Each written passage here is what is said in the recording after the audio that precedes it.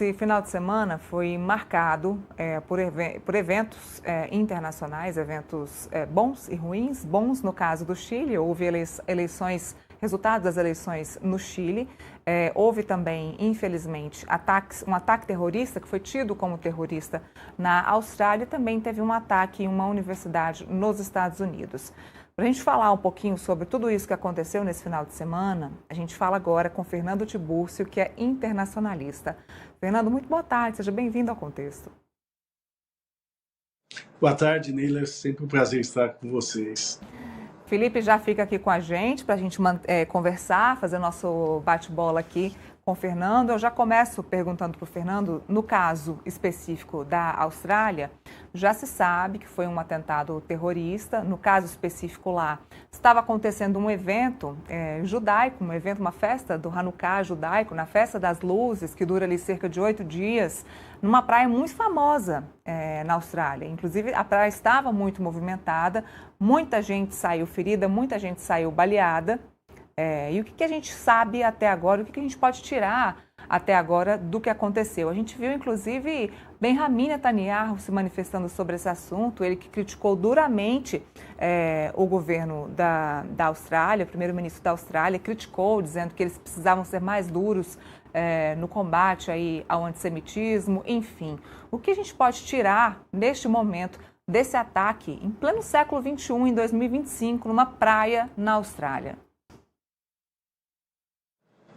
Olha, eu vejo como o problema do acirramento do discurso político, da polarização, é um processo que vem acontecendo em vários países. Nesse caso, o que se sabe é que são pai e filho, né? Um pai com 50 anos, o filho com 24 anos, que perpetraram esses ataques. São pessoas de origem árabe e que teriam, segundo a imprensa internacional, destacou conexões com o Estado Islâmico e aí por isso eles atribuem, taxaram esses ataques como terroristas. O curioso nessa história é que um cidadão que se chama Ahmed Al-Ahmed, que é um cidadão também de origem árabe, foi por assim dizer, está sendo chamado de um herói nesse episódio, porque desarmou um dos terroristas, né? E eu acho que isso, pelo menos, contribuirá para uma maior racionalidade nesse processo todo, por imaginar que uma pessoa que também da comunidade árabe impediu que esse ataque fosse mais letal ainda, né?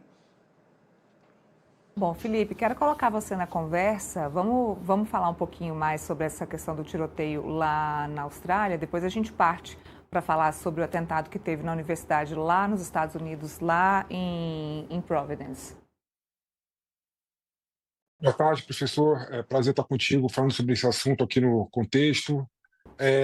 Incrivelmente, né, o lado ruim, né, você vê que está tendo uma polarização, né, um agravamento dos preconceitos com judeus, como também está tendo também, né, o antissemitismo, né, está tendo também um agravamento relacionado com a tal islamofobia, né, com quem vive no mundo árabe, né. Eu queria que você, se pudesse, falar para a gente, né, qual que é o teu sentimento em relação a isso, né, e se você vê que no futuro próximo, né, ou no futuro distante, a gente possa parar com esse tipo de preconceito, esse tipo de discriminação. Algumas pessoas veem, por exemplo, um árabe e tem preconceito com o árabe, a islamofobia. O antissemitismo cresceu e se agravou de uma forma muito, muito grande, né, nos últimos anos, né?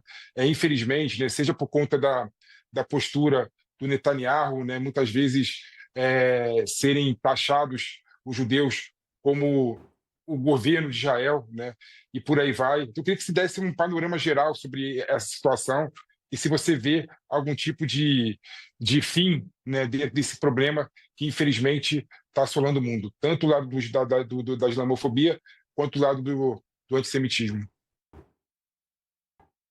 Sim, eu vejo que uma situação difícil, complexa, o premier Netanyahu teve as declarações dele não ajudam em nada, até colocam o premier australiano numa situação ruim, porque percebe-se aí um componente ideológico. O premier australiano, Anthony Albanese, é do Partido Trabalhista, um partido progressista, de centro-esquerda.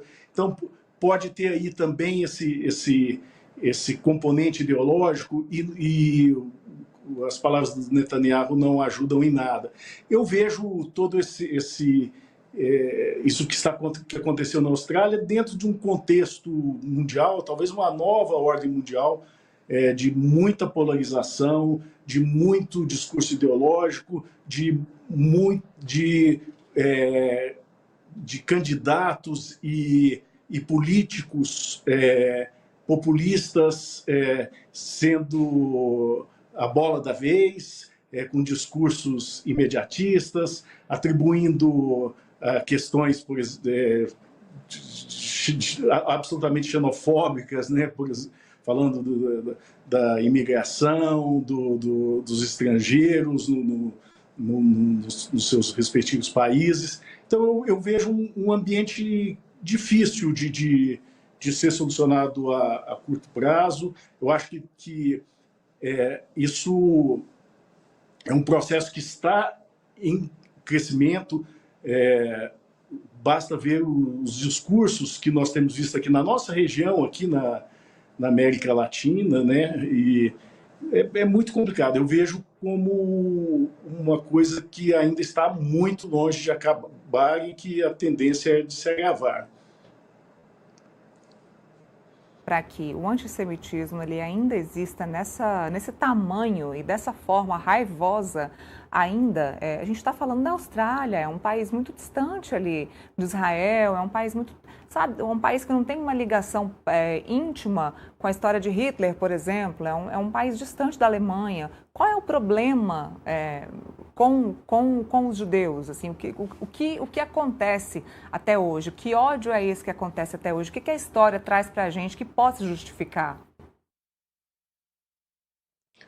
Olha, eu vejo que justamente esse ponto que eu coloquei, que é do agravamento do discurso ideológico. Acho que ainda há no mundo ainda há um neonazismo que está aflorando, né? Isso a gente tem visto isso na Europa e chegando talvez em países que têm uma tradição mais pacífica e distante, realmente, como você bem colocou, Neila, dos problemas que ocorreram, por exemplo, os derivados da Segunda Guerra Mundial, né, e todo o contexto do nazismo, né? Mas eu vejo isso como fruto do agravamento dessa nova ordem mundial. Me preocupa onde isso vai parar.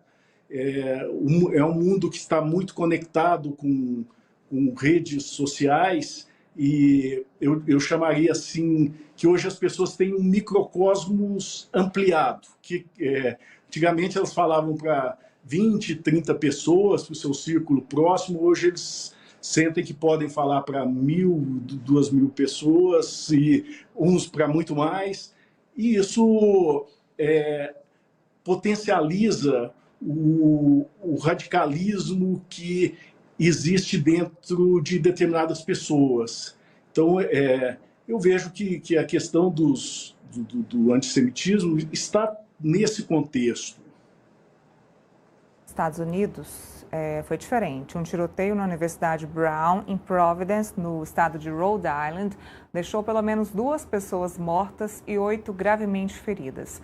O suspeito, descrito como um homem vestido de preto, fugiu a pé após os disparos.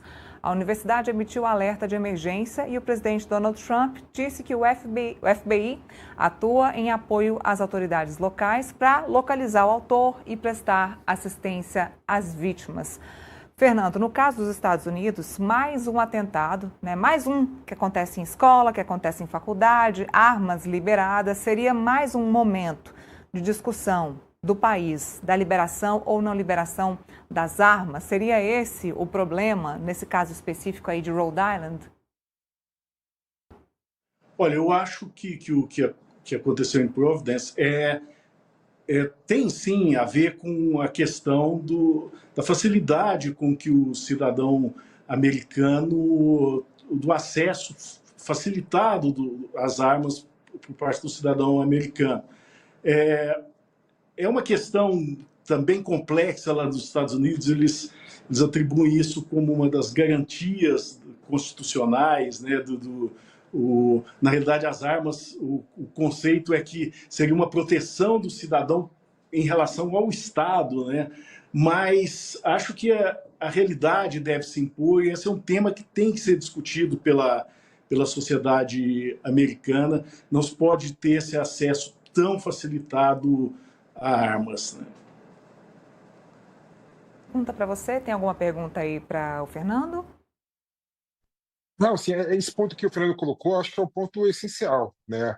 Você vê que tem uma relação muito clara entre a facilidade de você comercializar a arma e a quantidade de eventos, como a gente viu em Providence ontem, né? Aí eu queria saber, Fernando, se nos Estados Unidos, né, nesses estados, os Estados Unidos, na verdade, é uma federação de fato, né? Cada estado tem a sua lei, cada estado tem Massachusetts, por exemplo, que é um estado que tem normas rígidas para a comercialização de armas, e, por outro lado, tem o Texas, que tem norma mais fácil, né, para você adquirir armamento. Eu queria saber se você vê, né, nos Estados Unidos, se há alguma discussão, não nesse governo Trump, né, mas tem um tipo de conversas para tentar ter uma lei normal, né, uma lei comum entre os estados para engessar, né, a comercialização de armas, ou não. A questão dos Estados Unidos é muito característica, cada estado ainda tem a sua força ou competência para legislar sobre o assunto.